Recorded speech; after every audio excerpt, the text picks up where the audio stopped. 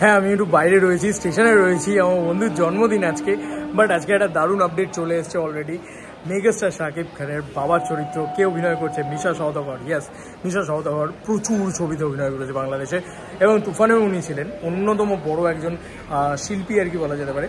তো তিনি আর কি বলা যেতে পারে, তার পোস্টার চলে এসছে ঠিক real energy production house 10 minute আগে ঠিক তাদের টাইম অনুযায়ী দিয়ে দিয়েছে। লিখেছে মিশা সওদাগর অ্যাজ আদিপ মির্জা। এখান থেকে পরিষ্কার হয়ে যাচ্ছে যে শাকিব খানের বাবার চরিত্রই কিন্তু মিশা সওদাগর প্লে করতে চলেছেন। এবার তাহলে মানে বরবাদের শুরুতে যে মানে ডিসক্লেমার বা যে কী বলবো ডেসক্রিপশন যেটা বলা হয়েছিল শাকিব খান সম্পর্কে, সরি শাকিব খান ডেঞ্জারাস একটা ভিলেনেটিক ক্যারেক্টার, তার মানে সেটাই তাহলে হতে চলেছে। এটা নিয়ে তো আর কোনো সন্দেহই থাকছে না, কারণ আমরা জানি আরিয়ান মির্জা এবং এটা কিন্তু আব্দুল মির্জা টাইটেলটাতেই কিন্তু আমরা বুঝে যাচ্ছি যেটা শাকিব খানের বাবা হতে চলেছে। এটা একটা দারুণ দুর্দান্ত বিষয়। এরা মানে দুরন্ত লাগছে তার লুকটা, অলরেডি আমরা টিজারে দেখে ফেলেছি তার লুকটা, বাট এখানে তাকে দারুণ লাগছে দেখতে। তার ফেশিয়াল এক্সপ্রেশন ব্যাপক, এটা নিয়ে কোনো সন্দেহ নেই। উনি সিনিয়র মোস্ট অ্যাক্টর, এবং মানে বারবার আমার একটাই জিনিস, এখানে কিন্তু শাকিব খান বিভৎসভাবে লিঙ্কড। তাই শাকিব খান কিন্তু মানে খুব ডেঞ্জারাস। তাহলে কি শাকিব খানের যে অবয়বটা বা যে ডেসক্রিপশনটা দেওয়া হচ্ছিল যে তিনিই রেপিস্ট, সেই জিনিসটা কি সত্যি হয় দেখা যাক। মানে আমি শাকিব খান নয়, আমি বারবার বলতে চাইছি আরিয়ান মির্জা যে ক্যারেক্টারটা, তিনিই কি এটা? যদি সেটা হয়ে যায় না ভাই, আমি মানে প্রচণ্ড খুশি হয়ে যাবো। মানে বাংলা চলচ্চিত্রের ইতিহাসে কোনো হিরো এরকম ধরনের সাহসী চরিত্র করতে আজ অব্দি রাজি হয়নি। দেখা যাক যে সেরকম কিছু হয় নাকি, কারণ টিজারের ভিতরে তো সেরকম কিছু দেওয়া ছিল। আচ্ছা ওয়েট, এখনও অবধি ট্রেলার আসা বাকি আছে। যদি ট্রেলার আসে, আমার যতদূর মনে হয় ট্রেলার আসবে না, কারণ টিজারটাই এমনিতেও প্রচুর বড় টিজার ছিল।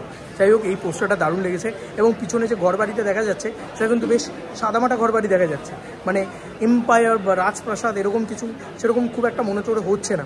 তো সম্ভবত এটা অন্য কোথাও গিয়ে দাঁড়িয়ে সেখান থেকে একটা ফ্রেম তুলে পোস্ট করা হয়েছে আর কি।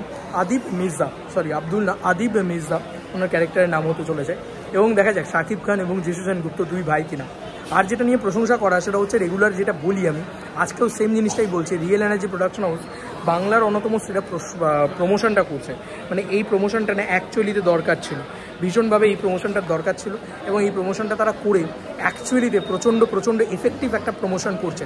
রোজ একটা না একটা পোস্টার কিন্তু ক্যারেক্টারের আসছে, যেটা কিন্তু সেই ক্যারেক্টার মানে সেইখানকার মানে সেই ওয়ার্ল্ডের ক্যারেক্টারের পোস্টার, এবং প্রত্যেকটা ক্যারেক্টার কিন্তু ইন্ডিভিজুয়াল আরেকটা ক্যারেক্টারের থেকে আলাদা হচ্ছে।